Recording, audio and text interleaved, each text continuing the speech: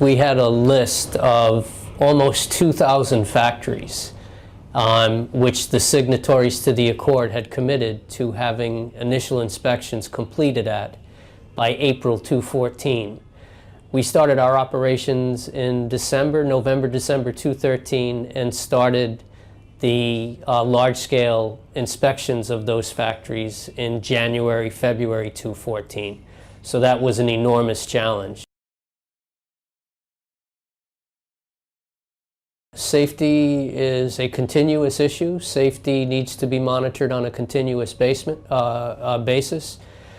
Factory owners and manufacturers and people that work in the garment factories that have been inspected and are being fixed need to commit jointly to monitoring safety and to maintaining safety and making the investment in safety and maintaining safety repairs at the factory.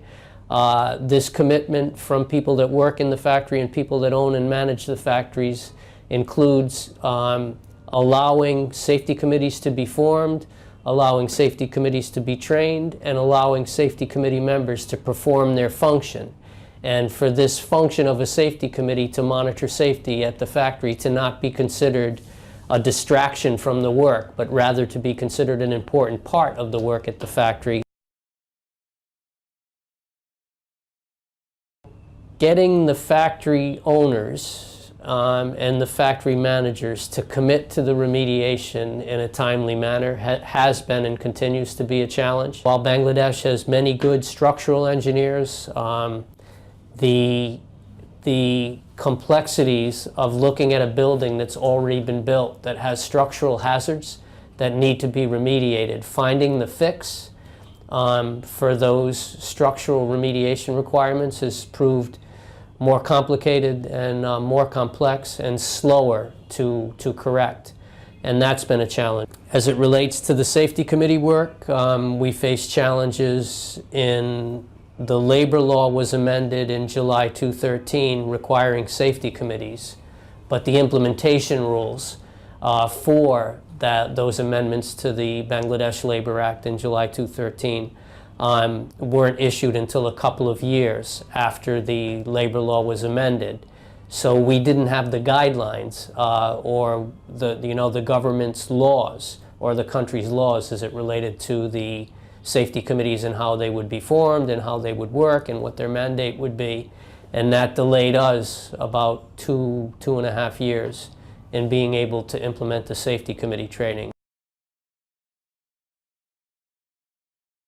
I would refer you to a statement that's on the Accord website. It was issued in late October 2017.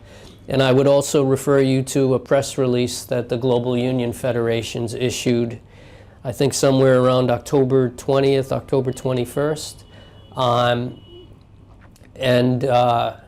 which comments on your question. And all I can say in addition to what the content of those letters is that we look forward to working with the government of Bangladesh, with the BGMEA, with the ILO and the National Plan of Action in the months ahead and in the years ahead on supporting the National Plan of Action, the Remediation Coordination Cell of the Government of Bangladesh Ministry of Labor, so that they're in a position to be able to take over the work at Accord-covered factories that the Accord is currently doing. The Remediation Coordination Cell has largely modeled their design and their operations on the operations that the Accord has built. And that includes having a trained and capable engineering force to go out and do initial inspections on fire, electrical, and structural safety.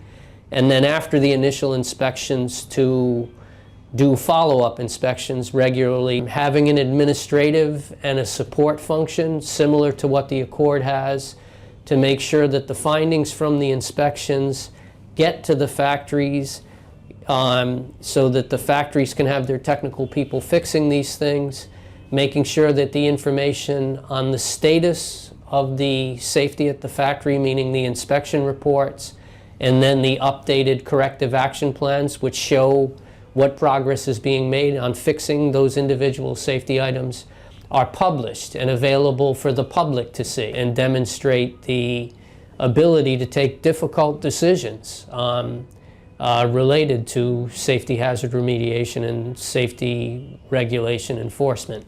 Because there are difficult decisions that need to be taken that have costs to the manufacturer, that sometimes involve a temporary closure of a factory or the temporary evacuation or partial evacuation of a building while safety hazard remediation is completed. And I think it's important for the RCC to be able to do all of those things and show that they're prepared and are doing all of those things for the consumers and the buying community and the customers.